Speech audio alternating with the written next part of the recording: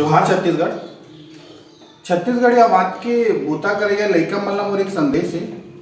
आपन देख सकता हो, आप जब भी कोनो बूता में आगू बढ़ो, बहुत सारा अड़चन आते, बहुत सारा रुकावट आते और कई जन के सवाल जवाब भी आते।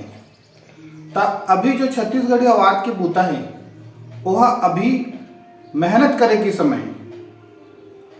एकर जो आने वाला भविष्य है, एकर जो फायदा है वो आपला आगू चल के मिली। आप अभू अगर ये बात ला सोचो कि मोला अभी मैं तुरंत बूता कर रहा हूँ, तुरंत मोला फायदा मिल जाए, तो ये असंभव है। ये हर जगह होती। जब एक पीढ़ी मेहनत करते तो ओकर फायदा दूसरा पीढ़ी जरूर उठाते।